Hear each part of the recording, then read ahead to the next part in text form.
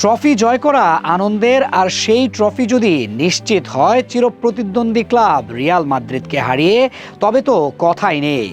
এর আগেও বহুবার মাদ্রিদকে হারিয়ে ট্রফি নিশ্চিত করেছে বার্সা।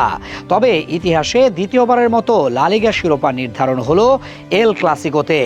আর প্রথমবার কাতালান ক্লাব শিরোপা নিশ্চিত করলো মাদ্রিদকে হারিয়ে। 2-0 ব্যবধানের জয়ে আরও একটি ট্রফি ঢুকে গেছে বার্সেলোনায়। তবে মাদ্রিদ খুশি থাকতেই পারে, 2-0 গোলে হেরে ট্রফি খুইয়েছে, ব্যবধান এর চেয়ে বেশি হয়নি। এরকম দারুণ একটি ম্যাচ জয়ের পর বার্সা কোচ হানসি ফ্লিক জানান, আনন্দ বেদনার মিশ্র এই অনুভূতি তিনি কখনো ভুলবেন না। এ সময় দলের পারফরমেন্সে সন্তোষ প্রকাশ করে ফ্লিক বলেন, খেলোয়াড়রা নিজেদের উজাড় করে দিয়েছেন। আনন্দ তো জয়ের, কিন্তু অশ্রু কিসের? ম্যাচের কিছু সময় আগেই যে বার্সা বস জানতে পারেন তার বাবা মারা গিয়েছে। তবে পেশাদারিত্বের জায়গা ঠিক রেখে তিনি আগে ডাগআউটে দাঁড়ানোর সিদ্ধান্তই নেন। গত মৌসুমে বার্সায় যোগ দেওয়ার পর এখন পর্যন্ত 6 ম্যাচে 72 ঘন্টা ময়েশ্চার লক সমৃদ্ধ লিলি বডি ওয়াশ শিয়া বাটারের গুডনেস স্কিন রিপেয়ার করে রাখে সফট ও গ্লোয়িং। তিনি রিয়াল মাদ্রিদের বিপক্ষে দায়িত্ব পালন করেছেন। কাকতালীয়ভাবে 6 বারই জিতেছে বার্সা। ক্যাম্প নূর গ্যালারিতে তখন উৎসবের আগুন। 60,000-এর বেশি দর্শক যেন অপেক্ষাতেই ছিলেন এক ঝড়ের। আর সেই ঝড়ের প্রথম বজ্রপাতটা নামালেন মার্কাস র্যাশফোর্ড।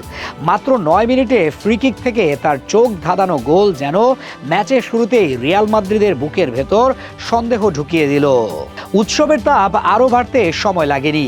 দানি ওলমোর দারুণ ব্যাকহিল থেকে বল পেয়ে দ্বিতীয় গোলটি করেন ফেরান তোরেস। তখন মাঠে বার্সেলোনা শুধু খেলছিল না, রিয়ালকে যেন ছিন্ন ভিন্ন করে দিচ্ছিল। অন্যদিকে রিয়াল মাদ্রিদকে দেখে মনে হচ্ছিল সপ্তাহ জুড়ে ড্রেসিং রুমের ভেতরের কোন্দল, অভিযোগ আর অস্থিরতার সব ছাপ যেন মাঠেও ছড়িয়ে পড়েছে।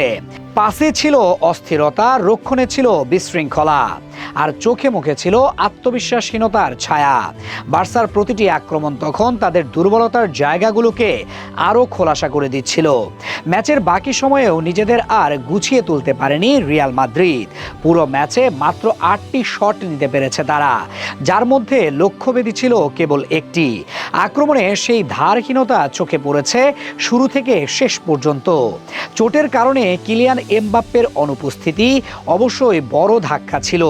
তবে ভিনিসিয়াস জুনিয়রের কাছ থেকেও যে নেতৃত্ব কিংবা বিস্ফোরক কিছু প্রত্যাশা করা হয়েছিল, সেটির দেখা মেলেনি।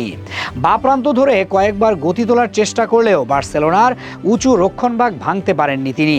কখনো বা ডি বক্সে ঢুকেছেন, কিন্তু গনজালো গার্সিয়া কিংবা জুড বেলিংহামদের সঙ্গে বোঝাপড়ার অভাব স্পষ্ট ছিল প্রতিটি আক্রমণে। হতাশা বাড়তে বাড়তে একসময় মেজাজও হারিয়ে ফেলেন ভিনি। খেলায় প্রভাব ফেলতে না পেরে বার্সেলোনার ফুটবলারদের সঙ্গে তর্কে জড়িয়ে পড়েন বারবার। শেষ পর্যন্ত 2-0 গোলের হার নিয়ে মাঠ ছাড়ে তারা।